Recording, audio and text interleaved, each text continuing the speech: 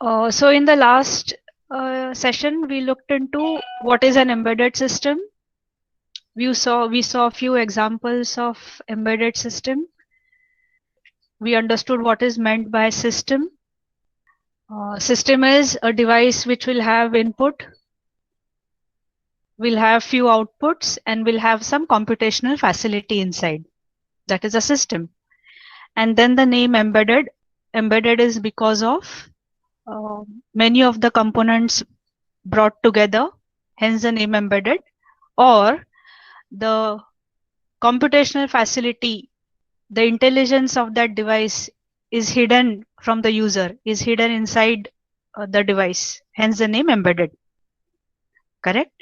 So that is why we say embedded systems and are those devices which perform a dedicated functionality.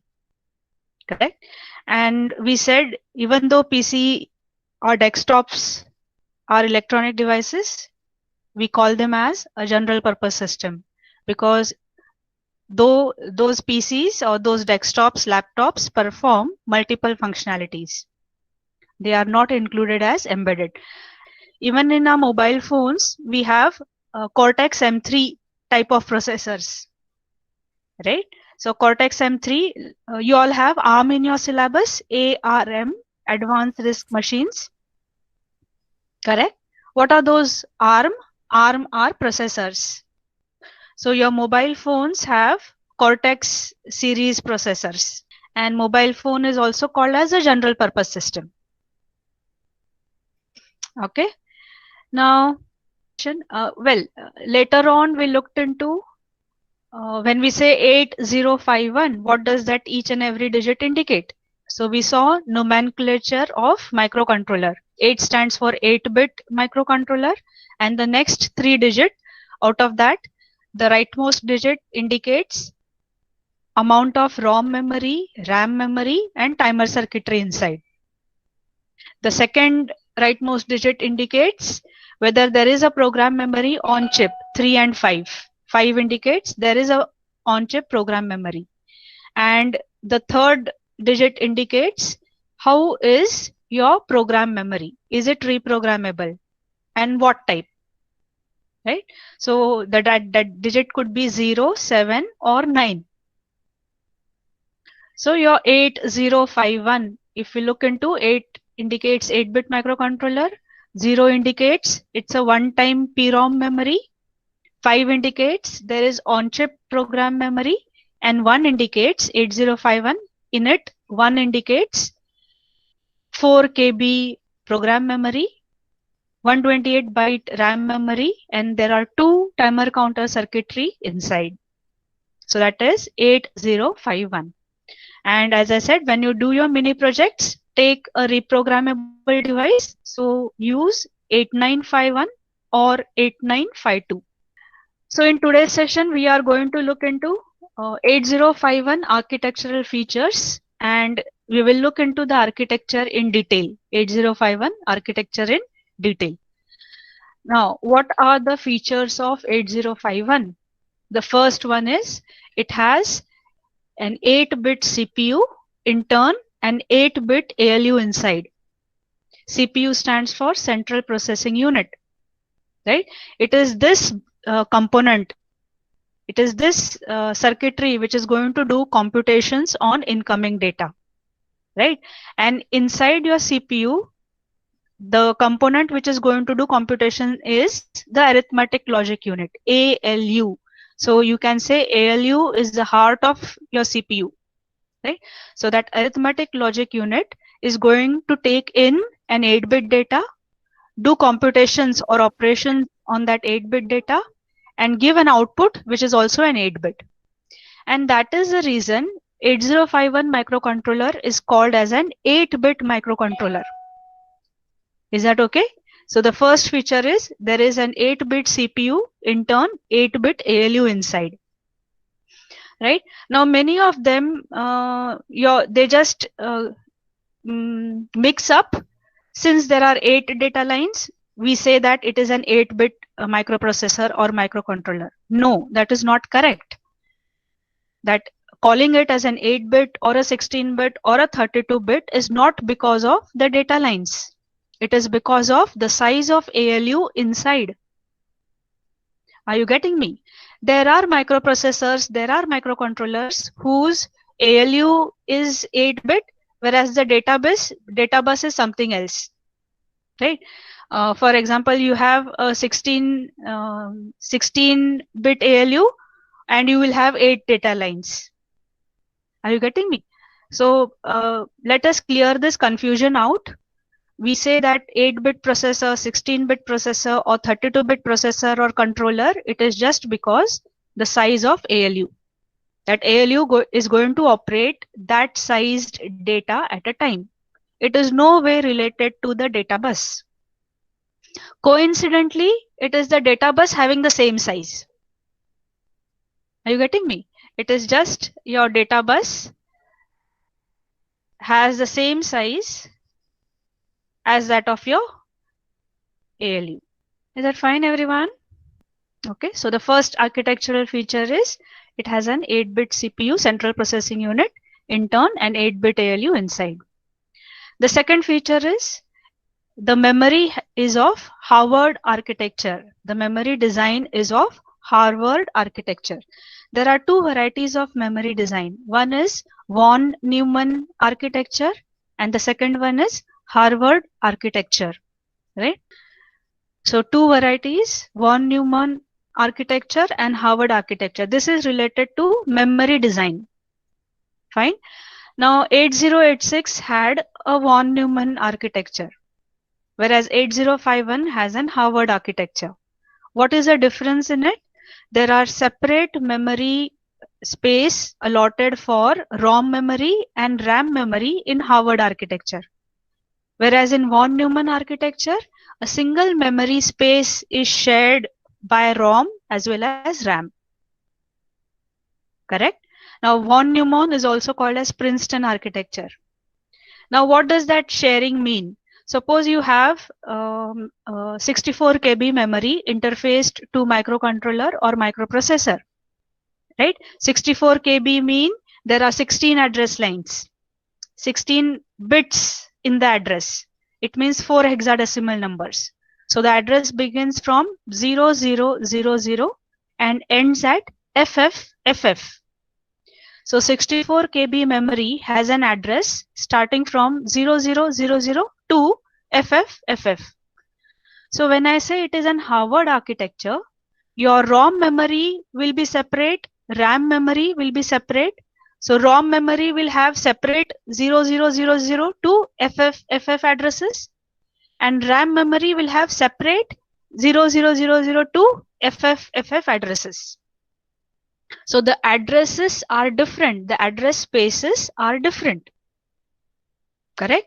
No doubt the address is same, but they are connecting to a different memory. ROM is a different memory. When I say 000, it is a different ROM memory.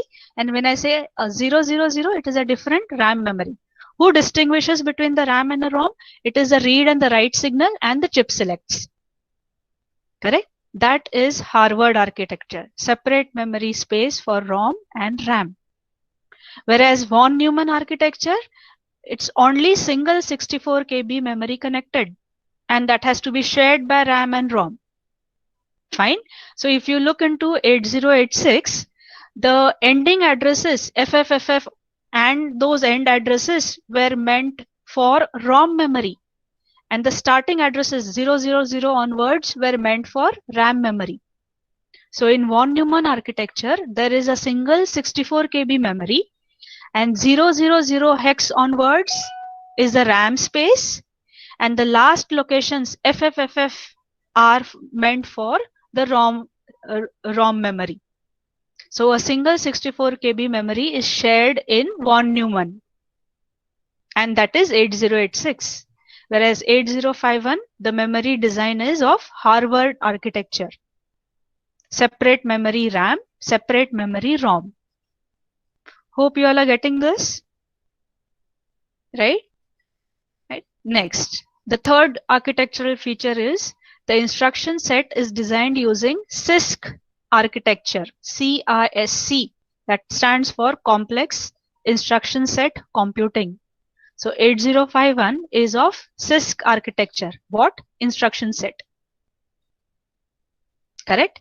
8086 was also of CISC architecture instruction set. Another variety of instruction set is RISC, R-I-S-C. When we will study ARM processor, ARM is of RISC architecture. Are you all getting me?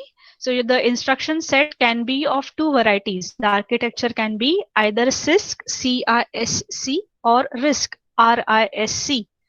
CISC stands for Complex Instruction Set Computing, and RISC stands for Reduced Instruction Set Computing.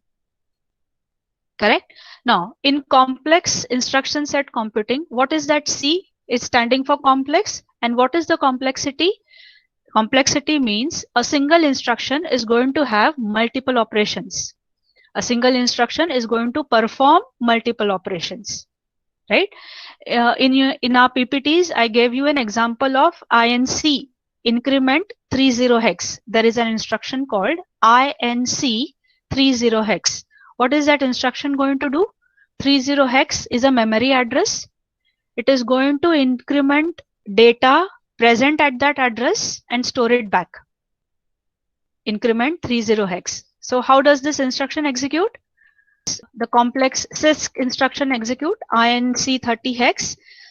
The first operation is fetching the data from memory, the memory location 30 hex, get the data from that memory location. First operation. Second operation is add 1 to it, incrementing in it. And third operation is store the result, the incremented result, back to the memory 30 hex. So that single instruction is going to perform 3 operations: fetching the data, adding 1 to it, and storing the data back to memory. This is called CISC. Whereas if this would have been a RISC instruction, I would require 3 different instructions to perform this operation. The first instruction will only fetch the data from memory. The second instruction will add 1 to it. And the third instruction will store the result back to memory. So the single instruction does only one functionality. That is reduction in the number of operations. That is RISC. And hence that is the reason RISC processors or controllers are faster than CISC. Is that okay? RISC are faster than CISC. The reason is one instruction does only one operation. So a single operation, the execution is faster. Correct? So that is the meaning of that word complex. Another meaning of that complex is how are the instructions decoded.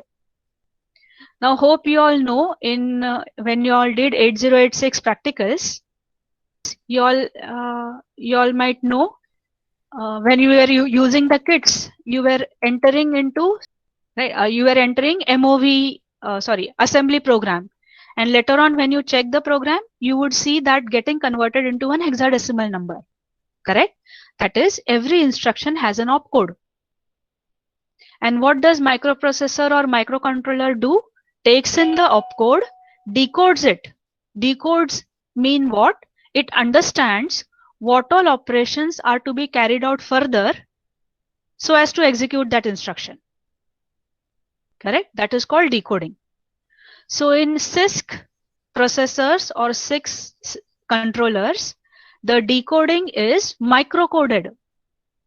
Whereas in RISC, the decoding is hardwired coded. Means what? When an opcode arrives in CISC, the processor goes to another memory location and executes a small code which is related to that opcode, and hence understands how to execute the instruction. This is called microcoding. Correct? Whereas in RISC, whenever that code enters in, it goes to some hardware circuit, and that hardware circuit generates control signals which executes the instruction. This is called hardwired coded, and this is in RISC. Hope you all are getting me, right? And anything happening in hardware is faster than anything happening in the software. running the code and doing something, and running the hardware and doing something. Hardware is always faster than the other. So that is also the reason RISC are faster than CISC. And that word C stands for complexity. And there are two meanings of this complexity. So CISC is complexity. What is the complexity? One instruction does multiple functions and the instruction decoding is microcoded. It runs a small program to execute the instruction. That is the complexity. Okay. And your 8051 is CISC. Even your 8086 was CISC. Right? So those were the three features. 8-bit CPU ALU, memory is Harvard architecture, instruction set is of CISC architecture, right? Now let us look into the next features. It has, 8051 has 4 KB on-chip program memory. Now by now you all should understand what does that mean. 4 KB, K means 1000, 3 zeros. So there are 4000 memory locations. B indicates byte, 8-bit data. Mean in each memory location you can store 8-bit information. So that is meant by 4 KB. Correct? And it is inside microcontroller program memory. Program memory means ROM, read-only memory. Once you program, later on, the only operation carried out is reading. You cannot change it. So that is program memory, ROM memory, and non-volatile. Whatever program written inside remains even if you power it on and off number of times. Correct? Next, 128 byte on-chip data memory. That means 128 memory locations, and in each memory location we can store 8-bit data. It is a read-write memory. User can read the data, write the data in it. And it is volatile. Mean you power it on and off, whatever is written inside might get changed. 1010, as I gave an example, may not be 1010 after turning it on and off. That is called volatile memory. Now look into, there are 4000 memory locations and there are 128 memory locations. How much memory you all have it in your PCs? Just tell me, in your laptops, in your PCs, what is the memory size? Memory size? Correct, correct. It is in GB. Your hard disk is in gigabytes. And what about RAM? What about RAM memory size? Correct. How much? 4 GB, 8 GB. Your hard disk is 500 GB. Nowadays, your hard disk is in terabytes. So just look into what huge amount of memory it is. Correct? When I say GB, it is mega is 10 raised to 6. Giga is 10 raised to 9. So 1 GB is 1 into 10 raised to 9. 1 over 9 zeros. And we are talking about here 4 over 3 zeros. See the memory size. It's, if you compare it with GB, it is almost negligible. Correct? So we have 4 KB program memory and 128 byte data memory. And this memory is much sufficient to all our embedded programs. Why? This 4000 memory locations, 128 memory locations are sufficient to store our code, to do the computations. Why? Because all our embedded devices are going to perform a single functionality. The programs are very small, whereas your PCs do a lot of functionality. Correct? Multiple operations your PC does, and to store all that, it needs such a huge memory. That is not the case with embedded systems. All embedded systems are going to perform one operation, one or at the max 2 operations, not more than that. So the program code is very small, and this 4000 locations are sufficient enough. 128 locations are sufficient enough for majority of the embedded systems. Are you getting me? Correct? Unless you are designing an embedded system where you are reading the data continuously throughout the day. For example, greenhouse automation. In greenhouse automation, you are continuously controlling the temperature of the greenhouse, humidity, correct, moisture. So all the parameters you are continuously reading through sensors. You are storing it somewhere, and for that storage purpose, and it is throughout the day, correct. And for that storage purpose, there you will need an external memory connection. But for program, no way. 4,000 locations are very sufficient. So hardly we need to interface external RAM and ROM memory to microcontrollers, unless there is a data acquisition system. Hope you all get that, right? So on-chip program memory and RAM memory. Look into the third point. We can interface 64 KB external ROM and 64 KB external RAM to 8051. 64K means 64,000 memory, 64,000 RAM, 64,000 RAM memory locations to 8051 architecture. And why is this 64? Why not 128? Why not 32 KB? Why not some other number? That is because your microcontroller 8051 has 16 address lines. 2 raised to 16 is equal to 64,000. Exactly 65526. Correct? Now, since your microcontroller has 16 address lines, 2 raised to 16 is 64,000. Hence, we can interface 64,000 byte memory to 8051. Do you remember how many address lines were there in 8086? Anyone? In 8086 address lines? How many address lines in 8086? 20. Very good, very good. So 20 means 2 to the power 20. Correct? And how much that was? How much that was? 2 to the power 20. How much memory could you interface? Right? Just answer me. How much memory could you interface?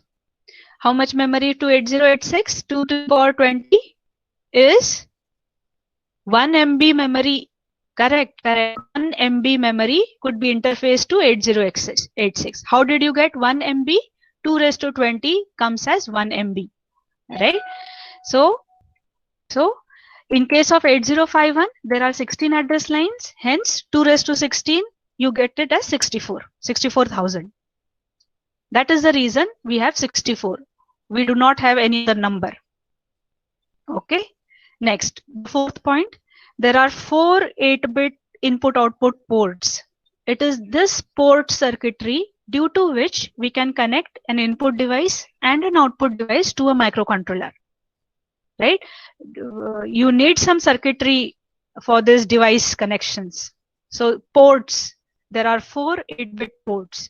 And how are those ports? You use it as an 8-bit port. You use it as a 1-bit port, any way you want it. Correct? So 4 into 8 becomes 32. So if you say I'm going to use it as a 1-bit port, then it becomes 32 ports. If you say you are going to use it as 8-bit, it becomes 4. You can use it in a combination of the way you want. So it is written bit as well as byte addressable. Correct? And the ports are port 0, port 1, port 2, and port 3. Next, the next feature, there are 2 16-bit timer counters circuitry. Let me see what is and what is a counter. When do we say timer? When do we say counter? But there are 2 circuits, 2 timer counter circuits, and of what size? 16-bit. Correct? Next, there is a full duplex serial communication. So internally there is a serial circuitry, and of what type it is? You will have those simplex, half duplex, full duplex. So in our case, 8051 has full duplex. What does that mean? The reception and transmission can happen at the same time. There are 2 separate pins, TXD to transmit the data and RXD to receive the data. So transmission and reception can happen at the same time. That is called full duplex. And serial communication means 1 bit is sent at a time. Your microcontroller is an 8-bit device. It means the operations are happening 8-bit at a time. Whereas this serial communication, the transmission will be 1 bit by 1 bit. Correct? 8 bit, I say D0 to D7 in serial communication. D0 will be sent out, then D1, then D2, 1 bit by 1 bit. Correct? So full duplex serial communication. The next feature, there are 5 interrupts altogether. What are interrupts? They help in making the device, they help 8051 to do multiple operations at a time. That is the use of interrupts. So there are 5 interrupts, out of which 2 are external, 3 are internal. What does that mean, external? It means some circuitry outside microcontroller is going to activate the interrupt. So I gave an example. If I connect a key to the interrupt, there are 2 hardware interrupts, INT0 and INT1. These are the pins. So I will connect a key to 0, and when I press a key, there will be a signal going to the pin, either logic 0 or logic 1, the way I connect. So pressing the key is creating an interrupt, and that key is outside the microcontroller, hence external. So there are such 2 external hardware interrupts and 3 internal interrupts. Mean on execution of that program, the interrupt is going to be generated. Now what are those 3 interrupts? One of the interrupt of timer 0, another interrupt of timer 1. We said there are 2 timer counter circuits, namely T0, T1. So one interrupt for timer 0, a second interrupt for timer 1. When the counting operation is over, automatically an interrupt will be generated inside. Right? And the third one is serial interrupt. When the transmission is completed, you will get an interrupt. Transmission completed interrupt. When the reception is completed, there will be an interrupt. So this 3 interrupts, when that functionality is completed, the interrupts will be automatically generated, hence internal. So you have the next feature, there are 2 external hardware interrupts and there are 3 internal interrupts, total 5 interrupts. Correct? And there is an on-chip clock circuit inside microcontroller. There is an on-chip clock circuit. Now tell me, in case of 8086, did you all have on-chip clock or was it an off-chip clock? 8086, was the clock circuitry inside 8086 or you connected it externally? Was it internal or external? Correct. It was an external clock. Very good. Very good. It was an external clock and we had connected, I think so, 8284. That was the clock chip. So 8284 was a clock generator chip and clock was external to 8086. Whereas in 8051, the clock is internal. You just need to connect an oscillator. All right. Do you all remember oscillator? It is a silver color small. It was there in your 8086. Either it is like a cylinder, silver color small cylinder like a capacitor, or a rectangular device. Okay. So in case of 8051, you need to connect that crystal oscillator which acts as an input to the on-chip clock circuit and your circuit starts working. Right? So all these are the features of 8051. 8-bit CPU ALU, hence 8-bit controller, memory design Harvard architecture, instruction set, CISC architecture, 4 KB ROM, 128 byte RAM, 64 KB RAM as well as 64 KB ROM interface, 4 8-bit IO ports, so altogether 32 IO lines, 2 timer counter circuits, full duplex serial communication, 5 interrupts, and there is an on-chip circuitry inside. So we will take a look at the architecture of 8051. What does architecture mean? The internal, what all internal components are present inside 8051, or what hardware is present inside 8051, hardware circuit in 8051. And again, whatever blocks you are seeing here, you can say block diagram also.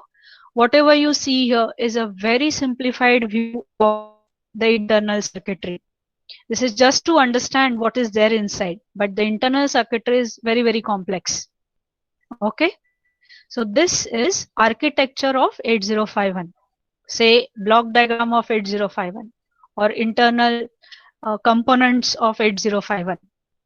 Correct? So the main component is the CPU, central processing unit, the processor here. And inside this CPU, you have that ALU, instruction decoder, instruction register. Correct? What is the job of this CPU? It fetches your instruction, it decodes the instruction, and it executes the instruction. So the job of central processing unit is fetching, decoding, and executing. And that is what we say is the functionality of microcontroller also. It fetches the instruction, decodes the instruction, and executes an instruction. So the heart of your controller is the CPU, central processing unit.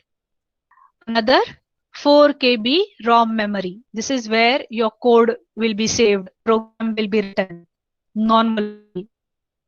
Next, 128 byte RAM memory. This is read-write memory, volatile. Why do you use? In case of some temporary calculations, you need to save the data temporary. This is where the RAM is used, 128 byte RAM. Correct? Next, you have your timer counter.